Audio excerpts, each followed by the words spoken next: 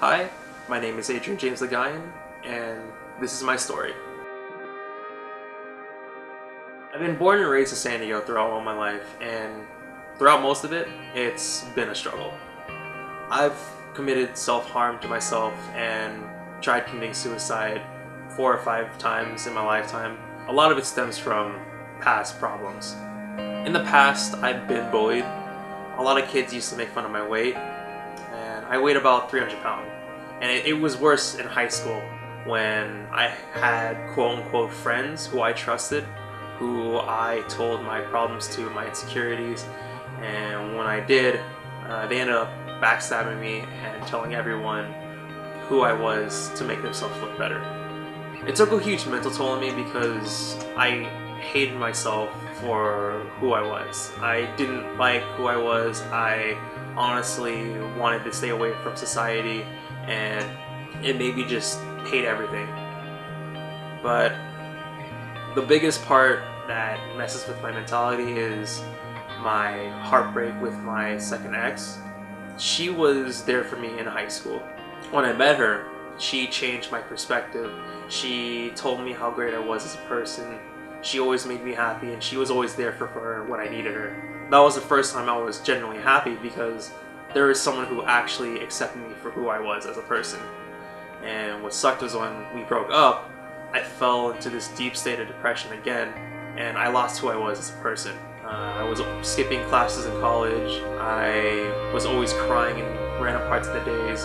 It got to the point where I tried committing suicide again. When I was taken to the mental hospital, my middle brother visited me. At first, he was trying to act all happy. From out of nowhere, he started bursting, asking me why I tried doing it. It takes a toll on you, having to try to comfort your brother and talk about how you wanted to end it. It's something that I'm not gonna ever forgive myself, but the past is the past. You can't change the past. You can only learn from it.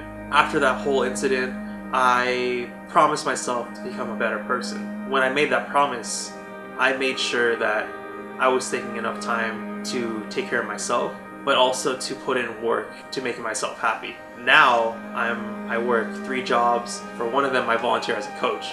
When I finished coaching for 1 season, it was around February, one of the kids I coached, he came up to me and told me, "Coach, you're the best person I've ever met." And I was confused because I asked him, "What do you mean?" He told me that I was always caring for everyone, whether they were good or bad, and that no matter what we did, each practice, I made sure that each problem that each kid had, I worked on. And he told me that I was the biggest inspiration to him. I wanted to cry in front of him, but I didn't want to ruin the whole party.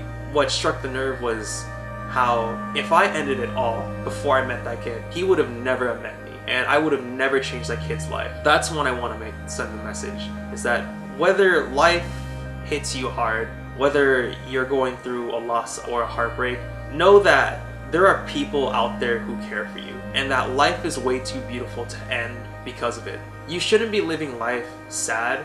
That people who care for you will always be there to pick you up. And in my case, my friends I've made in college, they've helped me through a lot. They supported me through the toughest of times, and honestly, I can't thank them enough. For all those people who think that they're alone in the world, just know that people love you and that they'll always be there for you.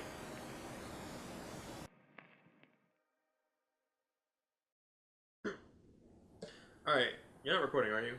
No, we're done. Alright, so I learned this song a few days ago. Alright, it goes.